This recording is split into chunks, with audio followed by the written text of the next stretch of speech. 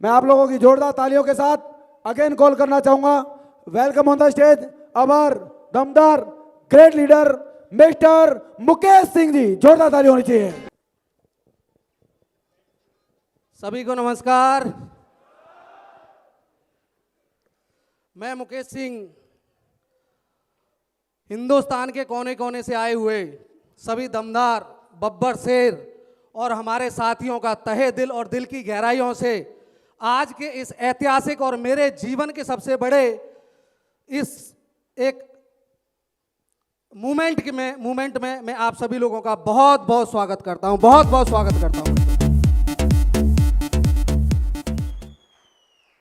सबसे पहले मैं उस ईश्वर का धन्यवाद करना चाहूँगा कुछ भी बोलने से पहले कि उसने इस धरती पर भेजा तो इंसान बना के भेजा, नहीं पूंछ लगा के भेज देता तो किसी लायक नहीं रहते। यस और नो? तो सबसे पहले मैं कोटि कोटि धन्यवाद करना चाहूँगा उस परमपिता परमेश्वर को, और मैं धन्यवाद करना चाहूँगा अपने माता पिता का कि इनके माध्यम से मुझे ये जीवन मिला, वो संस्कार मिले, वो जिद और जुनून मिला, जिससे मैंने सीखा कि जिंदगी में कुछ तो करके दिखाना है। एक दिन ऐसा लाना है जब दुनिया मेरे माँ बाप को जानेगी।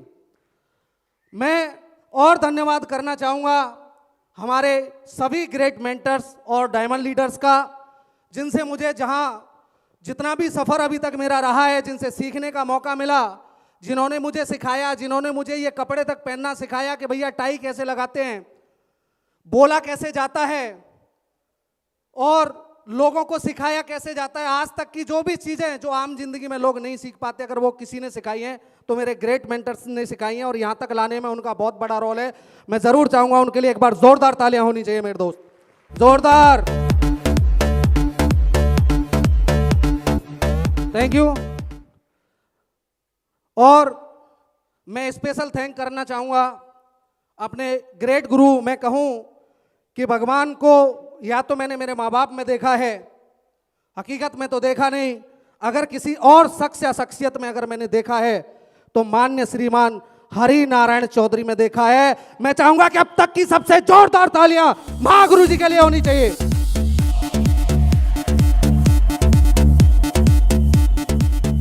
थैंक यू सर को सत सत नमन करता हूं। और सबसे बड़ा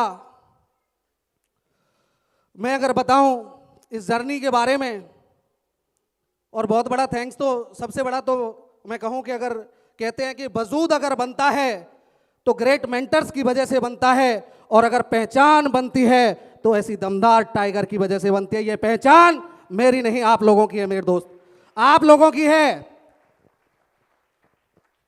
मैं अपने बारे में बताना चाहूँगा कि मैं भी कोई डायरेक्ट डायमंड नहीं बना हूँ, या इस लेवल पर डायरेक्ट नहीं आया हूँ। वहाँ से चलकर यहाँ तक का सफ़र इतना आसान भी नहीं होता है। यस और नो?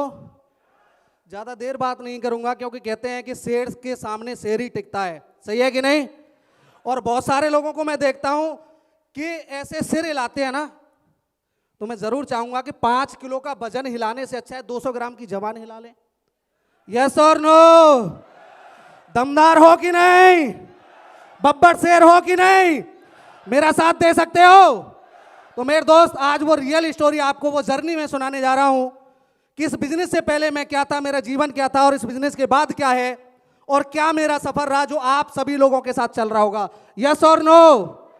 आप में से कोई ज्वाइन है या नहीं है मुझे नहीं मालूम, लेकिन अगर आप इस हॉल में बैठे हैं मेरे दोस्त, तो आज हिंदुस्तान के भीतर 150 करोड़ से ज्यादा की आबादी है। यस और नो? और उसमें से आप कुछ हजार लोग ऐसे भाग्यशाली हैं जिनके ऊपर परमात्मा का सीधा आशीर्वाद मिला है, जो आप अपनी जिंदगी को बदलने के लिए इस हॉल में बैठे हैं मेरे दोस्त। इस बिजनेस से पहले कोई ज्यादा बड़ा मेरा बैकग्राउंड नहीं है। पापा मम्मी आपके सामने है, पूरा परिवार मेरा आपके सामने है। जब स्टार्टिंग गांव से हुई है, पापा छोटे से किसान है, कोई ज्यादा बड़ी खेती भी नहीं है। बहुत मेहनत करते हुए देखा है मैंने मेरे पापा को, मेरी मम्मी को। ज़्यादा ज़मीन नहीं थी, अगर सिर्फ ज़मीन के भरोसे रहते तो शायद सही से पाल पोषण हो नहीं पाता। 4 भाई हैं हम, 2 मेरे से बड़े हैं, 1 मेरे से छोटा है। और बढ़िया पापा ने पढ़ाई लिखाई सबको बराबर अवसर दिया। जिसने पढ़ना चाहा उसको पढ़ाया, जिसने पढ़ना नहीं चाहा उसको तेरी मर्जी है, कोई दिक्कत नहीं है। और बढ़िया पढ़ा रहे थे, खूब मेहनत में करते देखता था, खूब ढेर सारी भैंस वगैरह रखते थे। भैंस तो जानते हैं ना सभी लोग, हाँ, वो सारा खूब बढ़िया से मैंने भी पापा के साथ हम सभी भाई खूब काम करते थे, खेती बाड़ी जमीन से जुड़ा हुआ।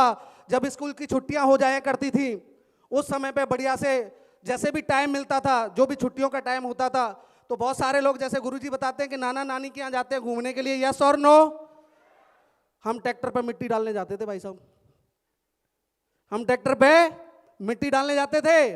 वो मजदूरी भी करी है मेरे दोस्त, और पढ़ाई लिखाई भी बड़े मेहनत से करिए, क्योंकि जानते थे कि एक एक रुपया पापा किस तरीके से कमाते हैं।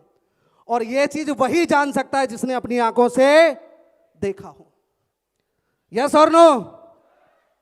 और वहां से बढ़िया बढ़िया पढ़ाई चल रही थी, स्पोर्ट्स से मैं ग्रेजुएशन कर रहा था, और ग्रेजुएशन करते करते स्पोर्ट्स में ही मेरे को निकलना था। मेरे को एक्चुअली प्लेयर नहीं कोच बनना था, उसके लिए मैं पढ़ाई कर रहा था। काफ़ी सारे गेम मैंने खेले, बहुत सारे गेमों में क्वालिफाई भी किया, डिस्ट्रिक्ट लेवल स्टेट लेवल तक भी गया, लेकिन उसमें ज़्यादा भविष्य नहीं था क्योंकि मैं कोच बनना सीख रहा था। और मेरा एक सेशन शून्य हो गया था, और उसी दौरान छोटा भाई जो अभी यहाँ था, इसका 2011 के दौरान एक्सीडेंट हो गया। आप ही के शहर में, जिसको वीरों की भूमि बोलते हैं, कौन सी है? चित्तौड़गढ़, यस और नो। वहां पर उसका एक्सीडेंट हुआ 2011 के दौरान, और आप जानते हैं कि किसान इंसान पर कितना पैसा होता है, यस और नो।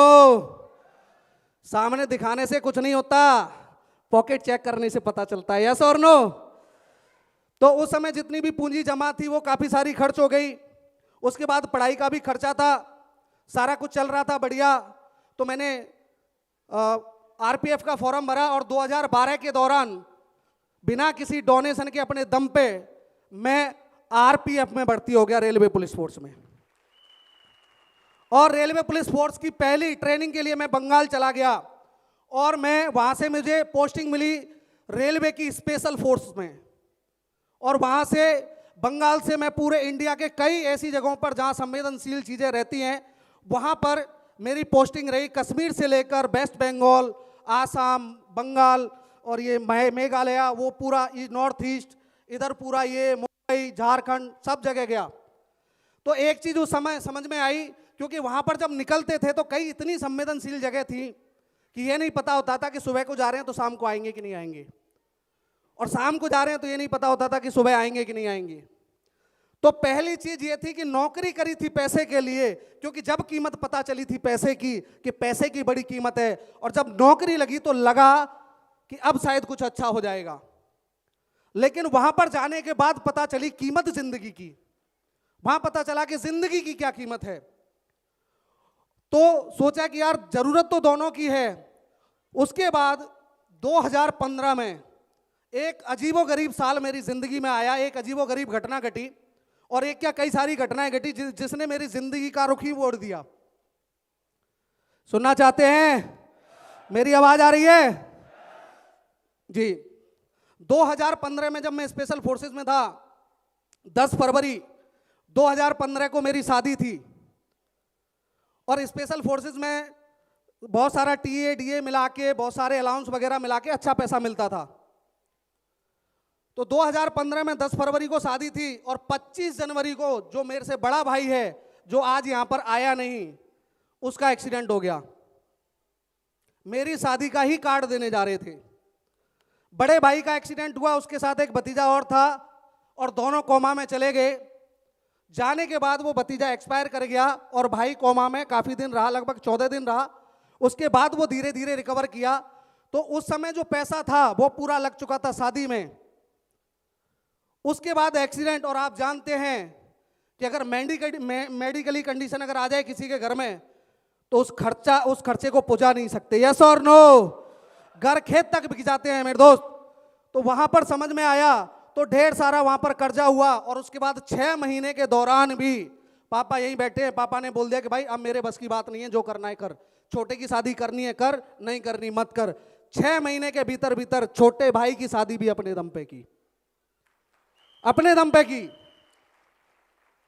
और वहां से उसके बाद मजे की बात यह थी कि इधर कर्जा भी हो रहा था, शादी भी हो गई, और मजे की बात है कि आरपीएसएफ से मैं आरपीएफ में आ गया, तो ट्रांसफर भी हो गया।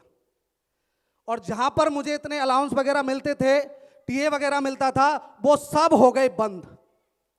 पहले सारा खाना पीना सरकार का था, अब मेरा खुद का था, रहना भी खुद का था, सारा कुछ अपना हो गया। तो 2015 में हो गई शादी और तनख्वाह हो गई आधी। हाँ जी, डबल खर्चा और कमाई आधी। तो मामला बिगड़ने लगा धीरे धीरे। बहुत सारी बातें हैं, मेरे मम्मी पापा को भी नहीं पता। और मैं मजे की बात बताऊंगा आपको कि मेरी पोस्टिंग हुई अजमेर में सीधे कश्मीर से 2015 के दौरान।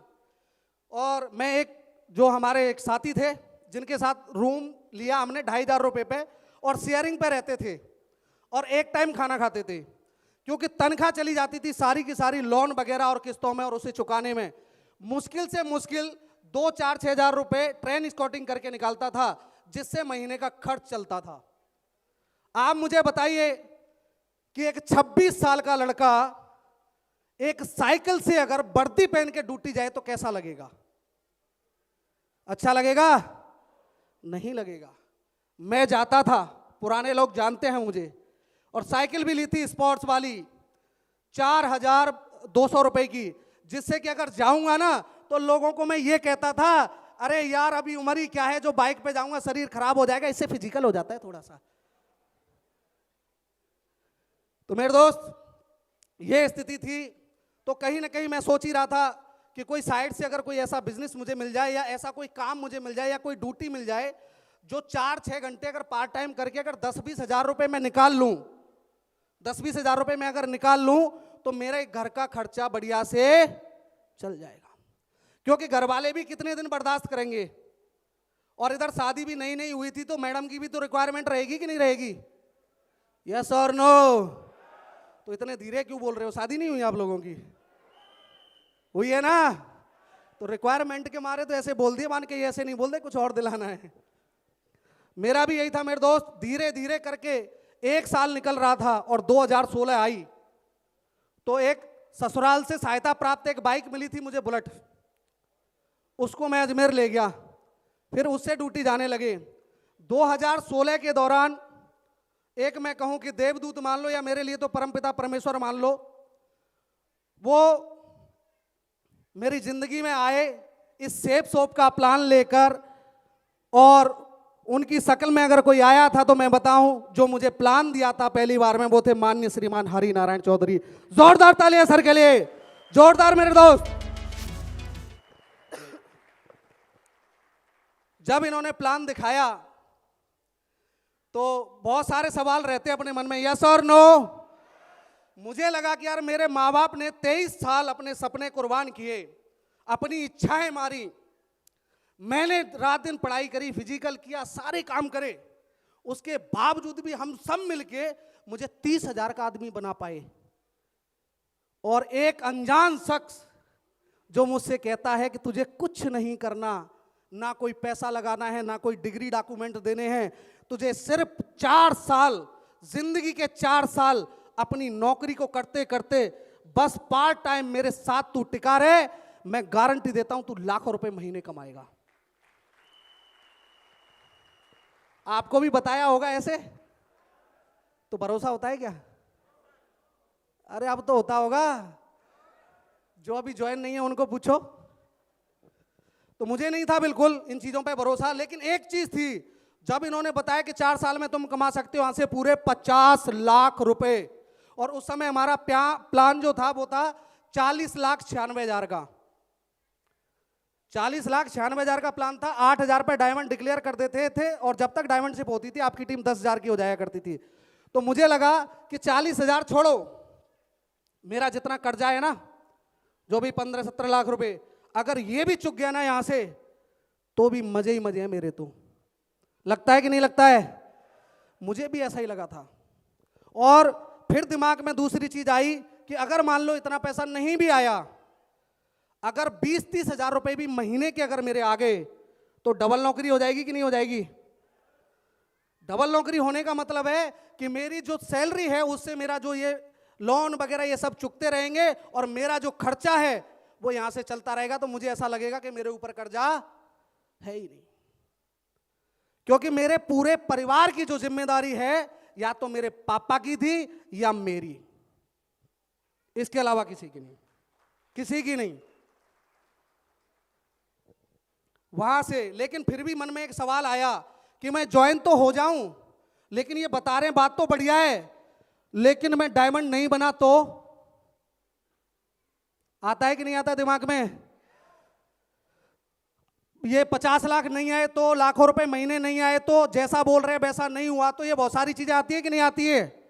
मेरे भी दिमाग में आई, क्योंकि घर घर चूल्हे, कहावत है ना, सोच सबकी एक जैसी है। उस समय मेरे भी दिमाग में आया तो सर ने बड़े बढ़िया हिसाब से समझाया कि मुकेश जी एक बात बताओ, मैं आपसे एक बात पूछता हूं कि आप पैसा दे रहे हो, सामान ले रहे हो, आप काम करोगे पैसा आएगा, नहीं करोगे नहीं आएगा। सिंपल सी चीज है। उन्होंने मुझे बताया एक कहानी के माध्यम से कि एक पेड़ था नदी किनारे जंगल में, वहां पे एक राजकुमार जा रहा था तो उसको थोड़ी सी धूप लगी, वो वहां बैठ गया। उसके बाद अचानक उस पेड़ पे बहुत सारे बंदर बंदरिया घूम रहे थे, तो वहां पे अचानक भविष्यवाणी हुई कि जो भी बंदर बंदरिया इसमें कूदेगा वो सुंदर सा राजकुमार या राजकुमारी बनेगा। समय था 5 सेकंड, कोई नहीं कूदा, एक बंदरिया ने उसमें छलांग लगा दी, और जिस बंदरिया ने छलांग लगाई वो बंदरिया सुंदर सी राजकुमारी बन के निकली। तो उस राजकुमार ने उस बंदरिया से पूछा जो राजकुमारी बन चुकी थी कि राजकुमारी जी एक बात बताओ, इतने सारे बंदर थे कोई नहीं कूदा, आपको ही ऐसा क्या लगा जो आपने इसमें छलांग लगा दी? तो उस बंदरिया ने बड़ा, जो राजकुमारी बन गई थी उसने बड़ा खूबसूरत जवाब दिया कि भविष्यवाणी इस बात की हुई थी जो कूदेगा वो सुंदर सा राजकुमार या राजकुमारी बनेगा, इस बात की नहीं हुई थी कि वो चूहा बन जाएगा, बिल्ली बन जाएगा या कुछ और बन जाएगा। एक ही चीज दिमाग में आई कि कूद जाती हूं, अगर राजकुमारी बनी तो बल्ले बल्ले, नहीं बंदरिया तो हुई दोबारा पेड़ पे चढ़ जाऊंगी। यस और नो? तो यही दिमाग में आया कि अगर हो जाता है तो ठीक है, डायमंड बन गए तो ठीक है, और नहीं बने तो सिपाही तो है ही। यस और नो? उससे नीचे थोड़ी जा रहे थे, और जीवन एक बार ही मिला था मेरे दोस्त, और जब एक बार जीवन हो तो रिस्क 1000 बार भी मिले तो लेनी चाहिए, क्योंकि पता नहीं कौन सी रिस्क आपका मौका बन जाए। वहां से सफर शुरू हुआ, और मजे की बात यह थी कि उस समय होली का मेरा बोनस आया था। हमारा बोनस आता है 5-6 हजार रुपए, वो आया था। तो मैडम की थोड़ी सी रिक्वायरमेंट थी कि 1 साल हो गए, छोटा सा मंगलसूत्र बनवा दो तो बढ़िया है, 10-12 हजार का। यस और नो? मैडम बोलती है कि नहीं बोलती है? हमारे भी बोला था, मैडम ही बोल रही है, बाकी नहीं बोल रहे। तो वहां से तो मैं उसके लिए सोच रहा था कि चलो 1 साल हो गई, मंगलसूत्र दे देंगे, कुछ ये हो गए, कुछ और एडजस्ट कर लेंगे, लेकिन ऐसा नहीं हुआ, क्योंकि ये प्लान मिल गया था। यकीन मानो मेरे दोस्त, ऊपर वाला जब तुम्हें तकलीफ देता है तो वो तकलीफ नहीं होती, वो हमेशा तुम्हें उस रास्ते पर ले जाना चाहता है जिस रास्ते के लिए तुम बने हो, जिस रास्ते के लिए तुम बने हो। लेकिन हम उन चीजों को क्यों, क्योंकि जो हमने अपनी जिंदगी में डिसाइड किया है, हम उसे पाने के लिए परमात्मा के बनाए हुए रास्ते को हम छोड़ देते हैं, और हमें लगता है कि वो हमें तकलीफ दे रहा है। नहीं, वो तुम्हें सही रास्ता दिखा रहा है, बस देखने वाला चाहिए, बस देखने वाला चाहिए। तो उस समय मेरे पास 2 डिसीजन थे। एक डिसीजन मुझे लेना था कि या तो इन पैसों का मैं मैडम को मंगलसूत्र दिलवा सकता हूं, या इन पैसों से मैं अगर इस आईडी को लगा देता हूं, ये परचेजिंग कर लेता हूं, तो मेरे कर्जे और परिवार की जिंदगी बनने का चांस तो है। यस और नो? तो एक ही डिसीजन लिया कि कोई बात नहीं है, मैडम के पास जो है उससे चलेगा, अभी नहीं तो बाद में दिलवा देंगे, जैसा होगा चलेगा। और मैंने ये आईडी लगाई तो मैडम जैसा बता रही थी कि नंबर मांग रहे थे, तो मुझे ऐसा लग रहा था कहीं और कोई चक्कर तो नहीं है, डेट ऑफ बर्थ मांग रहे थे, वो मांग रहे थे, और ये सही बात है। तो मैंने उस समय पैकेज आता था हैप्पी फैमिली पैक, 2 साड़ी और 1 सूट लेंथ का। अभी तो 350 प्रोडक्ट है हमारे पास। यस और नो? अभी बहुत सारे प्रोडक्ट हैं, हमारे पास कोई ऑप्शन नहीं था। 2 साड़ी ली, मैडम को गिफ्ट कर देंगे, हो गया तेरा मैरिज एनिवर्सरी गिफ्ट। और 1 सूट हमने ले लिया कि सूट पहनते नहीं थे तो 2 पैंट सिला लेंगे, ये सोच के इस बिजनेस को स्टार्ट किया। और स्टार्ट किया तो एक छोटी सी गलती करी कि गुरुजी ने कहा था कि देख, पहले ये बिजनेस सीख कर किया जाता है, तू सीखना, बात मानना, मेरे साथ काम करना। लेकिन मैं नहीं माना। क्यों? क्योंकि हमारे पास एक चाबी है, हर किसी इंसान के पास, और वो सोचता है कि दुनिया का हर ताला उसकी चाबी से खुल जाएगा। जो उसके अपने एक्सपीरियंस की जो चाबी होती है ना, वो सोचता है इस चाबी को मैं जहां लगाऊंगा ना वहीं खोल दूंगा। अरे मेरे भाई, ये सेफ शॉप का ताला है, सेफ शॉप की चाबी से खुलेगा, किसी और चाबी से नहीं खुल सकता। ये सेफ शॉप का ताला है। मैंने भी खूब सारी चाबी लगाई और तुरंत मैंने छुट्टी ली और गांव में चला गया प्लान दिखाने। मैंने, इतना आसान प्लान है, इसमें करना ही क्या है, एक परचेजिंग करनी है, 2 जोड़ने, 8 लाख कमाने, यही तो है। तो जिसको बताया सबने मना कर दिया। उसके बाद सर के पास आया, सर ने थोड़ा सिखाया, सर ने बताया कि थोड़ा सीखो, तो मैंने थोड़ा बहुत सीखा। तो मजे की बात यह थी कि जब मैं गांव में गया दोबारा और जब मैंने मेरे बड़े भैया को बताया तो उन्होंने बोला यार ये मेरे लेवल का नहीं है, ये मेरे लेवल का नहीं है, तू तेरी भाभी को दिखा दे, वो कर सकती है। तो उस समय ऐसा लगा जैसे दिल सा टूट गया हो। मैंने यार कम से कम अपने को तो अपने पे भरोसा करना चाहिए, काम कर या मत कर लेकिन कम से कम ज्वाइन तो कर लेता। लेकिन सही बता रहा हूं मेरे दोस्त, जब आदमी सफलता की सीढ़ियां चढ़ने के लिए तैयार होता है तो हमेशा उस संघर्ष में आदमी अकेला होता है, कोई नहीं होता मेरे दोस्त। और ज्यादातर लोग इसीलिए, दुनिया के 95% लोग अपनी जिंदगी में सफल नहीं हो पाते। वही मेरे साथ था। मेरा एक दोस्त है गांव में, उसको गया मैं, प्लान दिखाया, टीचर है, प्लान दिखाया और जैसे ही मैंने फोल्डर खोला उसने तुरंत बंद कर दिया और बोला कि सुन, ये यहां से तेरे 3 टांपड़े उठा ले, ठीक है ना, ये तू बिजनेस जो लेके आया ना, ऐसी तो कंपनियां चलाकर छोड़ दी हमने, तू अब लेके आया। तो मुझे बड़ा आश्चर्य हुआ और मैं थोड़ी देर के लिए बिल्कुल चुप हो गया, मैं क्या बोलूं इसको अब, और मैं नया नया था। तो उसने मुझे एक बात और बोली कि अगर तुझे दोस्ती के लिए आना है तू आ, चाय पी, कोई बात नहीं, लेकिन अगर इन चीजों के लिए आएगा ना, आना मत। मैंने फोल्डर तुरंत उठाया और मैं चल दिया, बोला बस इसी, यही दोस्ती है। मैंने, मेरे दोस्त अभी इसी के लिए आया था, जिस दिन दोस्ती के लिए आऊंगा ना उस दिन बात करेंगे। मेरे दोस्त वो कुछ बातें, क्योंकि साली वो कहते हैं ना सर चमड़ी पतली है, लगती बहुत जल्दी है, उसकी बात लगी। मैं आया, कुछ दिन मैंने ये सोचा कि यार ये कैसा बिजनेस ज्वाइन कर लिया है, ये किसी काम का नहीं, सारी रिश्तेदारियां टूटती जा रही हैं, लोग मिलने से डरते हैं, लोग ऐसे ऐसे बोल देते हैं, लोग ताने देते हैं, लोग टंट मारते हैं। और मैं सर से छुपने लगा, सर से छुपने लगा, बहुत बड़ी गलती की। सर जब भी आते थे ये फोन करते थे, इनकी ये डीएससी ऑफिस में ड्यूटी करते थे, 6-7 बजे छुट्टी होती थी और ये फोन करते थे, मैं कहाँ है, और जैसे ही फोन आता था, मैं सर बाजार में, वहां क्या कर रहा है, मैं कुछ नहीं, सामान लेने गया था, और मैं अपने रूम में रहता था।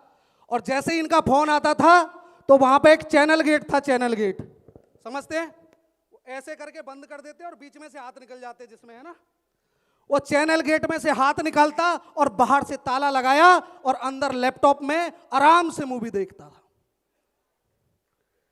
आराम से मूवी देखता था। अब मुझे बताओ, बच्चा एक दिन झूठ बोलेगा, नहीं पकड़ा जाएगा, चल जाएगा, 2 दिन बोलेगा, नहीं पकड़ा जाएगा, चल जाएगा, लेकिन बार बार झूठ बोले तो पापा को पता चल जाता है कि नहीं, मास्टर को भी पता चल जाता है कि नहीं, बड़े भाई को भी पता चल जाता है कि नहीं। तो पता तो इनको भी चल गया था कि ये तो गोली दे रहा है। और कहते हैं मेरे दोस्त, अगर हमसे ज्यादा एक्सपीरियंस है तो हर गुरु अपने पास एक चाबी रखता है हर ताले को खोलने की, यस और नो, एक चाबी रखता है कि नहीं रखता है। एक दिन सर आए और फोन नहीं किया, और हम फर्स्ट फ्लोर पर रहते थे तो छत पे थे। सर आए, देखा गेट खुला है, अंदर चले गए और जाके देखा कि ये दोनों हैं, एक जो साथी था कि ये यहां पर हैं, चलो ठीक है। तो ये आए, पहले रूम में बैठे और बैठ के इन्होंने फोन किया। तो मेरा जो साथी था वो बोला किसका है, मैंने कहा हरी सर का। पहले हम हरी सर नहीं बोलते थे, हरी जी बोलते थे, हरी जी का फोन। तो बोले मान की अरे जा जल्दी ताला बंद करके आ। और मैं दौड़ के गया, मैं दौड़ के गया और मेरा साथी दौड़ के कमरे में घुसा के कहीं छत पे देख नहीं ले। और मैं गया जल्दी से जाके और मैंने बाहर से सेम अपनी स्टोरी, ताला लगाया और बड़े आराम से सुकून से ऊपर आया। और मैं देख रहा हूं कि हरी सर मेरे लैपटॉप में से मूवी डिलीट कर रहे, दे दनादन दे दनादन।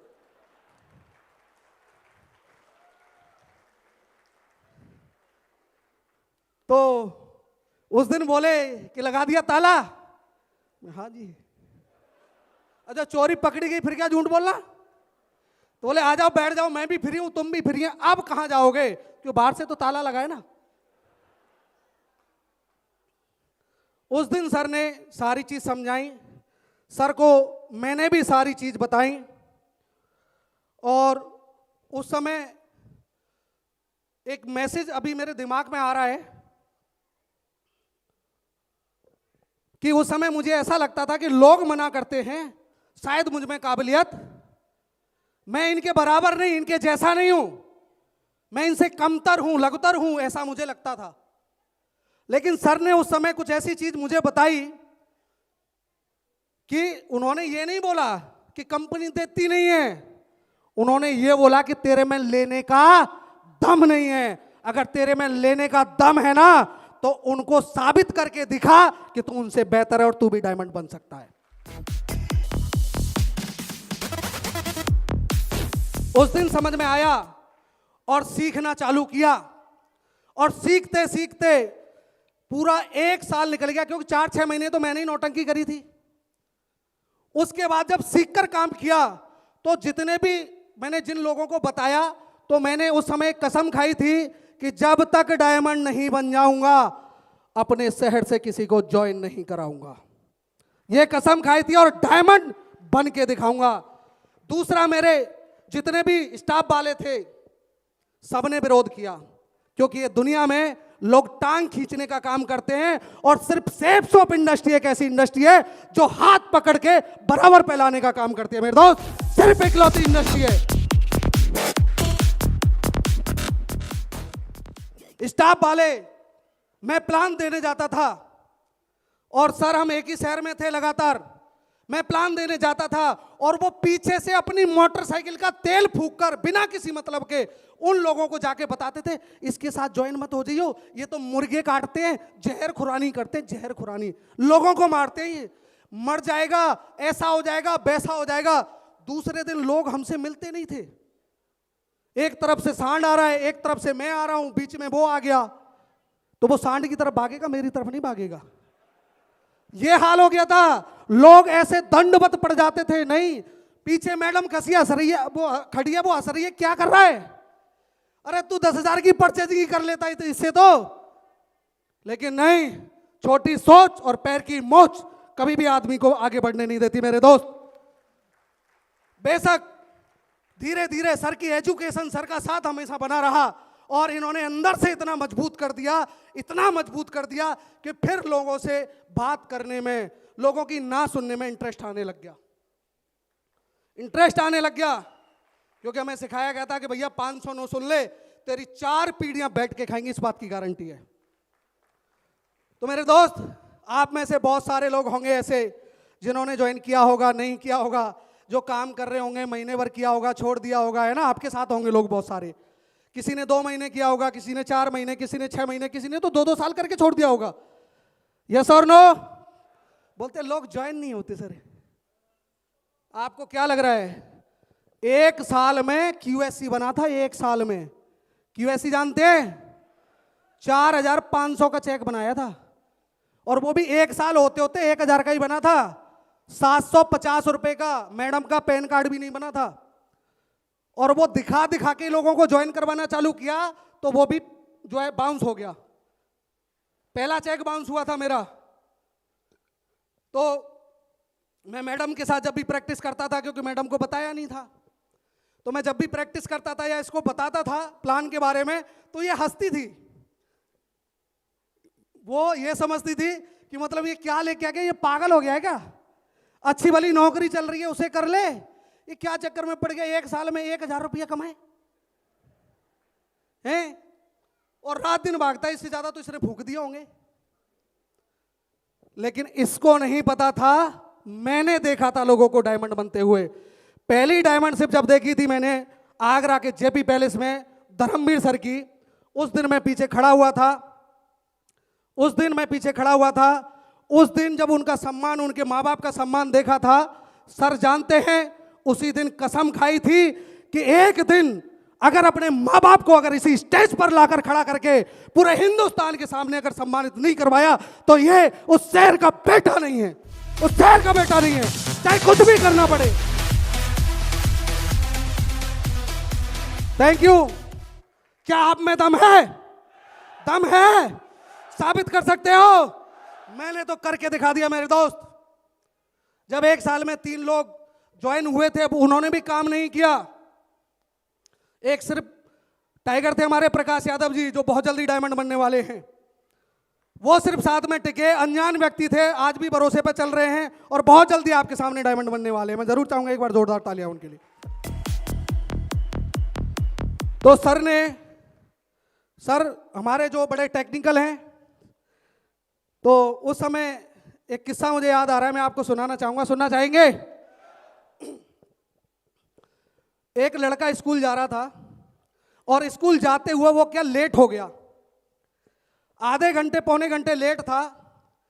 तो उसकी जो टीचर थी वो उसको डांटते हुए पूछी कि लेट कैसे हो गए आप, लेट कैसे हो गए?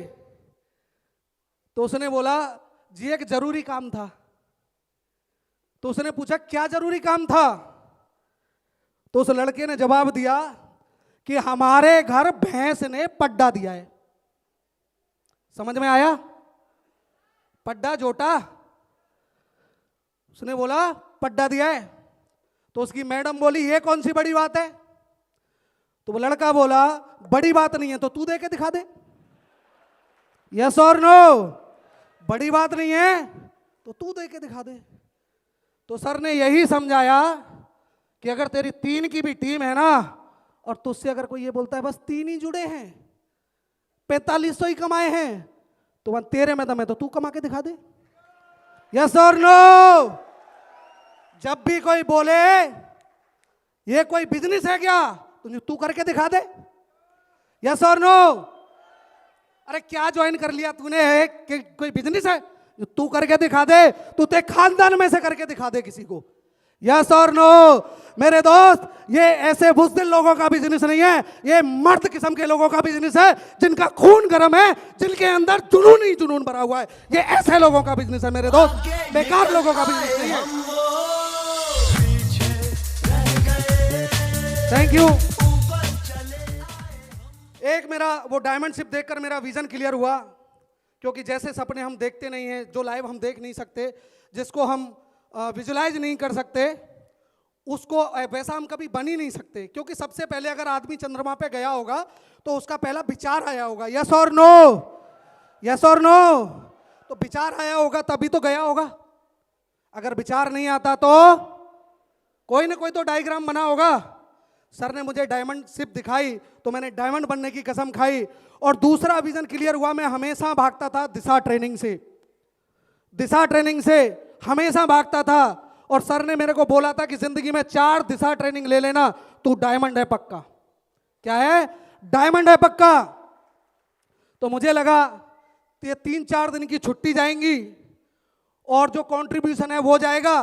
क्या मतलब है, इन छुट्टियों को जाके घर पे बिताएंगे तो काम आएंगी कि नहीं आएंगी, ऐसा मेरा विचार था और मैं हमेशा भाग जाता था। लेकिन इनके हाथ में हमारी एक कमजोरी थी कि डीएससी ऑफिस में बाबू थे, तो छुट्टी यही सेंशन करवाते थे।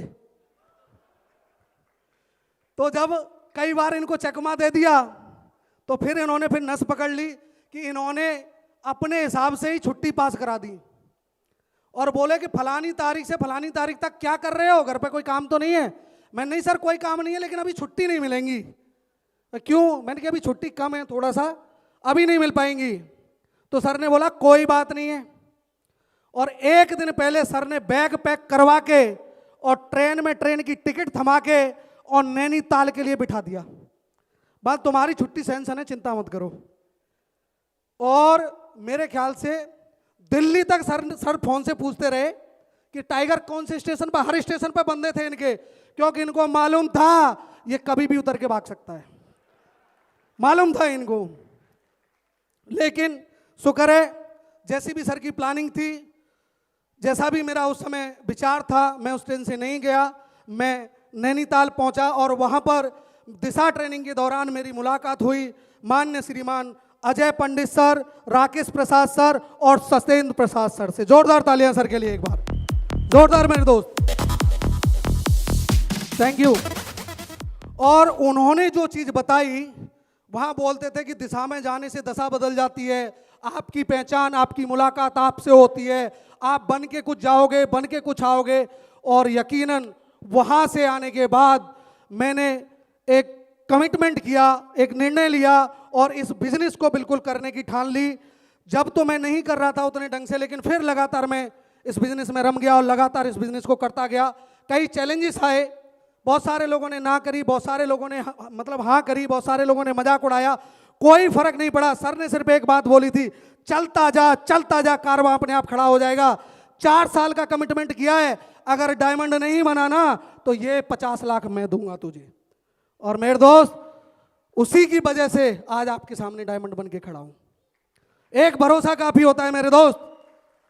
वहां से लगातार मैं काम करता चला गया और पर्ल बना। पर्ल बनने के बाद जैसे ही मैं टोपाज बनने वाला था, तब मेरी लाइफ में एक और ऐसा चांस आया जब बहुत सारे लोग एक डिसीजन ले लेते हैं कि हम इस बिजनेस को करें या नहीं करें। तो कुछ लोगों ने शायद पापा जी से कुछ बात कह दी होगी, चाहे कोई पड़ोसी हो, रिश्तेदार हो, मुझे नहीं मालूम। तो कुछ आपस में ऐसी बात हुई कि तू नौकरी कर ले या इस बिजनेस को कर ले, तेरे को तो घर परिवार से कोई मतलब ही नहीं है, तू तो छोड़ दे, या तो हमें छोड़ दे या इसे छोड़ दे, जो उनका एक बोलने का तरीका था। उस समय में बड़ा परेशान था, मुझे याद है। मैं हरी सर के पास गया और मैंने सर को बोला, मैंने कि सर ऐसे ऐसे एक कंडीशन ऐसी आई है। तो सर ने पहली बात बोली कि ये बताइए बिजनेस का कर किसके लिए रहा है। मैंने परिवार के लिए। तो एक बात बता, आज अगर ये बात हो रही है कि इसमें कुछ नहीं है, ऐसा नहीं हो सकता, अगर तू नहीं करेगा या तो तू जिंदगी भर ये बात सुनेगा कि तू नहीं कर पाया, तू नहीं कर पाया, हमें पहले पता थी। या यही मौका है, हर किसी इंसान की जिंदगी में आता है, ये 3 महीने तेरे बिजनेस को रॉकेट बना देंगे और यही 3 महीने, यही डिसीजन तेरे बिजनेस को डाउन में ले आएगा। वो 3 महीने मेरी ज़्यादा पापा जी से बात नहीं हुई और उस 3 महीने में छुट्टी लेकर और एब्सेंट होकर नौकरी से गायब हो गया। और उसी दौरान मेरा बिजनेस रॉकेट बना। मैंने नहीं, लोगों ने आके बताया कि ये तो इतने पैसे कमा रहा है, ये तो इतने पैसे कमा रहा है, उन्हीं लोगों ने। और उसके बाद जब मेरी बात हुई 3 महीने बाद, शाम को लगभग 8 बजे मेरी बात हुई थी। मेरे दोस्त, मुझे नहीं पता था कि पापा बात करेंगे कि नहीं करेंगे, कितने नाराज होंगे, लेकिन कसम से सिर्फ एक बार मैंने बोला, पापा ऐसे से बात थी और ऐसे, क्योंकि मैं इस चीज़ का हृदय से धन्यवाद करता हूँ अपने पापा का। चाहे मैं स्पोर्ट्स में गया, चाहे कहीं गया, एक चीज़ हमारे पापा की ज़रूर रही कि बेटा चाहे कुछ भी हो जाए, अगर सही है ना तो पीछे मुड़ के मत देखना, मैं खड़ा हूं, जा कर जा। मैं जरूर चाहूंगा मेरे पापा के लिए अब तक की जोरदार तालियां मेरे दोस्त, जोरदार तालियां, थैंक यू। क्योंकि सही काम के लिए कभी नहीं रोका और गलत काम के लिए कभी राजी नहीं हुए। तो ये बहुत बड़ा सपोर्ट था। धीरे धीरे करता चला गया, धीरे धीरे यहाँ से अचीवमेंट आना शुरू हुए, चेक बनना चालू हुए। जब 750 रुपये का जब चेक आया था, बड़ी खुशी हुई थी। आज मैं बताऊं, मेरे सप्ते की हाईएस्ट पे आउट, एक सप्ते में मैंने यहां से 4-4 लाख से ऊपर कमाया है मेरे दोस्त, 4-4 लाख से ऊपर एक वीक का। जो 1 साल की तनख्वाह है वो 1 वीक में। और अभी भी इस साल का भी आईटीआर सर को दिखाया है। अभी भी जीएसटी के लिए कंपनी से फोन आ गया कि भाई साहब ले लो जल्दी, नहीं तो इनकम रुक जाएगी, आएगी नहीं। और यहां से बात करूं, मैं ही नहीं, मेरी टीम में भी ऐसे ऐसे टाइगर हैं जो 1200 की 1250 की टीम पे 2.5 लाख रुपए तक के चेक ले चुके हैं मेरे दोस्त, मेरी टीम से। आज ऐसे कई सारे लोग हैं जो लाखों रुपए की इनकम ले चुके हैं। मजे की बात है कि बहुत सारी परिस्थितियों के बाद भी 2016 में मैंने इस बिजनेस को ज्वाइन किया और ज्वाइन करने के बाद लगातार इसमें बढ़ता गया। 2018 23 सितंबर को मैंने अपने यहां से पहली कार ली, टाटा नेक्सॉन 11 लाख की टॉप मॉडल मेरे दोस्त। और उस समय मेरे को कार चलाना भी नहीं आता था। कितने लोग हैं जो चलाने से पहले कार खरीदते हैं सेफ सोप के अलावा, चलाने से पहले, जिनको चलाना नहीं आता सेफ सोप के अलावा? कोई एक आध हो सकता है, 100 में से 1-2। हाँ, तो फिर वो आपने नहीं खरीदी होगी, घर वालों ने खरीदी होगी। यस और नो? चलिए, जब मैं गाड़ी लेके आया था, मुझे चलाना नहीं आता था, मुझे 1 महीना लगा इस बात पे भरोसा करने में कि ये गाड़ी में ले आया हूं। और रात के 2-2 बजे कभी आंख खुलती थी तो मैं गेट से बाहर निकलता था क्वार्टर से, और मैं जाके उसका कपड़ा उठा के ये देखता था कि वाकई में ये सपना तो नहीं है, मैं गाड़ी ले लिया हूं। तो मेरी मैडम पीछे से आती थी और बोलती थी कि ले ली है, सो जाओ, क्या पागल होंगे इसके चक्कर में। लेकिन ये खुशी, और पापा बैठे हैं, जब मैं तो खैर जानता ही नहीं था, सर लेकर गए थे आगरा, तो गाड़ी का जब पूजन होता है तो मुझे ये मालूम भी नहीं था कि इसके गियर कैसे डालते हैं। तो कोई आया था शायद दोस्त वगैरह, तो उससे सर पापा गाड़ी पीछे करवा रहे थे कि थोड़ा सा पीछे ले ले, तो उसको गियर डालना नहीं आया, तो पापा ने मेरे से पूछा, तो मैंने कि मुझे तो मालूम ही नहीं है गियर डालते कैसे हैं। तो पापा ने पूछा, मैंने तेरे को ये भी नहीं पता कि गियर कैसे डालते। मैंने हाँ बात, तू बढ़िया उल्लू का पट्टा है। बात जो गाड़ी लेके घूम रहा है उसको ये नहीं पता कि उसको गाड़ी चलाना नहीं आता, और जिन्हें गाड़ी चलाना आता है उनके पास टायर भी नहीं है। तो ये वो बड़ी खुशी का पल था। लेकिन मेरे दोस्त, ये शब्द सुनने में, ये शब्द सुनने के लिए बहुत बड़े संघर्ष से गुजरना पड़ता है। यस और नो? तो मेरे दोस्त, मैं तो ये मानता हूं कि अगर हीरो बनने का पंगा लेना है, हीरो अगर बनना है तो हीरो वाले पंगे भी लेने पड़ेंगे कि नहीं? यस और नो? तो मेरे दोस्त, कुछ नहीं करता चला गया, गाड़ी भी ली, पैसा भी खूब कमाया, और भी गाड़ी ली, और मेरे दोस्त यहां से जमीन भी ली, और इसके अलावा कभी देश विदेश के बारे में सोचा नहीं था। और आप में से बहुत सारे लोग होंगे जो इस बिजनेस में नहीं है, वो विदेश चले गए होंगे। यस और नो? नहीं मेरे दोस्त, आज इस बिजनेस की दम से मैंने यहां से जो टारगेट अचीव किए हैं वो London, Paris, Italy, Amsterdam, Greece, Thailand, Dubai, और कई कई टारगेट तो कई बार फाइट कर दिए। और बाकी इंडिया में ऐसा शायद ही कोई जगह है जहां पर मैं घूमा नहीं हूं इस बिजनेस के माध्यम से, शेप शॉप इंडस्ट्री के माध्यम से। मेरे दोस्त, तो आप भी घूमना चाहते हैं? और मेरे दोस्त, लास्ट में एक ही बात कहूंगा कि बिजनेस में बहुत ताकत है। आज हो सकता है बहुत सारे लोग यहां से देखकर चले जाएं, लेकिन अपने पड़ोस वाले व्यक्ति को जरूर देखकर जाना। पड़ोस वाले व्यक्ति को जरूर देखकर जाना, क्योंकि मेरे गुरुजी एक बात बताते हैं कि एक बेचारा ड्यूटी करने वाला रोज ड्यूटी जाता था,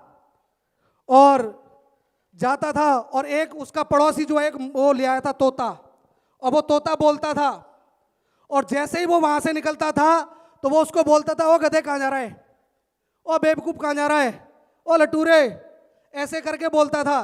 तो वो चिढ़ता था उससे। 2 दिन हो गए, 3 दिन हो गए, चौथे दिन उसने पड़ोसी से शिकायत कर दी, और जब शिकायत कर दी तो पड़ोसी ने बोला कि तेरी गर्दन काट दूंगा, तूने अगर इसको दोबारा छेड़ा तो, तूने कुछ भी बोला तो बोला, जी मालिक नहीं बोलूंगा। अगले दिन वो पड़ोसी फिर आया। अगर कोई रोज आपको नमस्ते करे, रोज राम राम करे, या रोज फोन करे, और एक दिन नहीं करे, तो आपको लगेगा ना कहां गया आज? यस और नो? तो जब वो पड़ोसी वहां से निकला तो उसने देखा कि तोता कुछ नहीं बोला, तो उसने मुड़ के फिर देखा, तोते की तरफ जब देखा तो तोता मुस्कुराया, और मुस्कुराने के बाद वो तोता बोला कि देख, तेरे से बोलूंगा तो कुछ नहीं, लेकिन तू जानता है ना मैं क्या कहना चाह रहा हूं? यस और नो? यस और नो? क्योंकि मेरे दोस्त ने वो फोल्डर बंद किया था, वो आज तक ज्वाइन नहीं करवाया। और बड़ा मजा आता है जब गाड़ी लेकर जाते हैं और बच्चे बैठे होते हैं और मैडम बैठी होती है, और जब उसके घर से निकलते हैं तो हॉर्न जब तक बजता है जब तक वो या उसकी बीवी घर से बाहर नहीं आ जाती, और बोलता हूं कि दोस्त ले, ये मिठाई लाया हूं। अरे साला, मैं काय का दोस्त अगर तुझसे बिना मिले चला गया तो कहानी वही शूट होती है कि उसने एक बार मना किया था, अब वो हर बार इस चीज को बर्दाश्त करेगा कि मैंने ज्वाइन क्यों नहीं किया था। अफसोस करेगा कि नहीं करेगा? और उस मिठाई को भी वो कैसे खाएगा, और उसकी मैडम जब देखती होगी उसकी तरफ तो क्या सोचती होगी? यस और नो?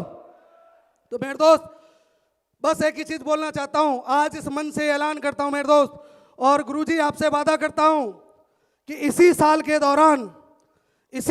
दौरान मेरी टीम से, क्योंकि अभी तो खेल शुरू हुआ है, 31 साल की उम्र में नौकरी से रिटायर्ड, और 32 साल की उम्र में इस बिजनेस से भी रिटायर। मेरे दोस्त, 32 साल की उम्र में और अभी तो शुरू हुआ है, अभी ना उम्र है कुछ। आज अगर टीम की बात करूं, ज्यादा तो टीम नहीं है, जहां पूरे साल में 3 लोग आए थे, QSC बना था, तब भरोसा नहीं था कितना बड़ा मुकाम मिलेगा। आज पूरे हिंदुस्तान के भीतर 18,000 से ज्यादा लोग काम कर रहे हैं मेरे दोस्त, 18,000 से ज्यादा लोग। और गुरुजी वादा है इसी साल के भीतर 6 डायमंड इसी स्टेज पर इस टाइगर की टीम से निकलेंगे, इस टाइगर की टीम से, और ये मैं निकालूंगा गुरुजी, मैं वादा करता हूं। रुकने का नाम नहीं है। अभी तक जो काम किया है, अभी तक जो काम किया है वो एक ट्रेलर है, यस और नो। क्योंकि आई लव यू कह देने से सिलसिला प्यार का खत्म नहीं हो जाता, यस और नो। असली सिलसिला तो शादी के बाद शुरू होता है, यस और नो। तो मेरे दोस्त अभी तो डायमंड बने हैं, अब यहां से डायमंडों से डायमंड बन के दिखाना है मेरे दोस्त जीते जी, डायमंडों से डायमंड बन के दिखाना है, इस बात का कमिटमेंट है। और इसी साल के भीतर अभी बहुत जल्दी अजमेर में अपना ज्यादा तो नहीं 50 लाख की प्रॉपर्टी और लेने जा रहा हूं मेरे दोस्त, 50 लाख की प्रॉपर्टी। और उसके बाद बहुत ही शानदार प्यारी सी महागुरु जी का आशीर्वाद से BMW भी बहुत जल्दी आप लोगों के सामने खड़ी जय होगी। हो। और एक ही चीज बोलूंगा गुरुजी, अगर ये साथ देने के लिए अगर तैयार हैं, अगर ये 100% देंगे तो 1000% देने के लिए तैयार हूं। ये 1 कदम चलने के लिए तैयार हैं, मैं 10 कदम चलने के लिए तैयार हूं। क्या तैयार हो आप? तैयार हो? तो मेरे दोस्त टिके रहना, चलते रहना। कोई क्या बोलता है क्या नहीं बोलता, किसी के बोलने से जिंदगी नहीं बदलती। जिंदगी अगर बदलती है तो हमारे डिसीजन से बदलती है। आपके घर में कोई कमा कर देने नहीं आएगा। एक लास्ट बात बोल के मैं अपनी वाणी को विराम दूंगा। अगर किसी को लग रहा है कि बिजनेस करना चाहिए कि नहीं करना चाहिए, अगर आप नेगेटिव होते हैं, अगर आप लोग बोलते हैं उससे अगर आपको फर्क पड़ता है, तो सिर्फ एक काम करना, आज रात को या कल जब भी आप घर में घुसें, अगर छोटे छोटे बच्चे हैं जो बेफिक्री से आप देखते हैं कि रोज खेलते हैं, कभी ध्यान नहीं दिया, मैडम है टैटे टूटे करती रहती होगी, कोई दिक्कत नहीं, कभी ध्यान नहीं दिया होगा, हमेशा परेशान रहे होंगे, हो सकता है। माँ बाप जो एक उम्मीद लगाए बैठे हैं, आप एक काम करना, जब रात को जाओ, शाम को जब घर जाओ, तो एक बार उनकी तरफ सिर्फ 2 मिनट देखना गौर से, सिर्फ 2 मिनट, सिर्फ 2 मिनट। मैं वादा करता हूं आपके पैरों तले से जमीन खिसक जाएगी। अरे बहुत काम होते होंगे दुनिया में, मेरा परिवार आज सिर्फ ये 10-20 लोगों का नहीं है, आज 18,000 से ज्यादा लोगों का परिवार है मेरे दोस्त, जो मेरे परिवार को खिलाएगा, यस और नो। मैंने कुछ दिन काम किया है, ये इंडस्ट्री, आज मैं ये कहूं कि मैंने इसको इस तरह से नहीं किया है कि मैं कोई काम कर रहा हूं। मेरे 2 बेटे हैं और मैंने इसको तीसरा भी माना है मेरे दोस्त, तीसरा माना है। ये 2 खिलाएंगे कि नहीं खिलाएंगे, लेकिन ये इंडस्ट्री, ये तीसरा बेटा मेरी कम से कम 4 पीढ़ियों को खिलाने वाला है मेरे दोस्त, कम से कम 4 पीढ़ियों को। घर जाके 2 मिनट परिवार की तरफ देखना और ये चीज सोचना कि ये जो मेरे भरोसे हैं, अगर मैं नहीं रहूं, अगर मैं नहीं रहूं दुनिया में, तो ये जो बच्चे ऐसे खेल रहे हैं क्या खेल पाएंगे, यस और नो। जवाब अगर यस आए मत करना इस बिजनेस को, नो आए करना किसी की मत मानना मेरे दोस्त। जो बीबी आपके दम पे किसी से लड़ भी लेती है, आपसे भी लड़ लेती है, चैचू भी करती है, कभी सोचना अगर मैं नहीं रहूं क्या ये किसी से बात कर पाएगी, कर पाएगी?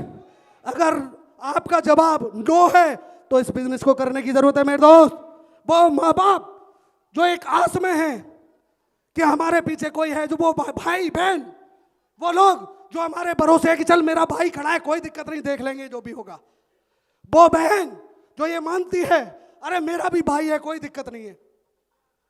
अगर नहीं रहे, जवाब ना आए, तो मेरे दोस्त पूरी दुनिया एक तरफ और तुम्हारा डिसीजन एक तरफ। जब तक डायमंड नहीं बन जाते छोड़ने की जरूरत नहीं है।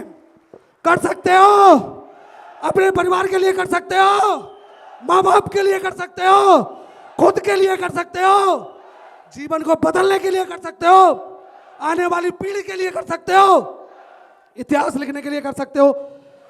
चलिए, तो इसके आगे मैं सर को माइक हैंड ओवर करना चाहूंगा और एक बार बोलना चाहूंगा और मेरे साथ सभी लोग जोर से बोलेंगे, wish you all the best and go diamond. Thank you very much, thank you.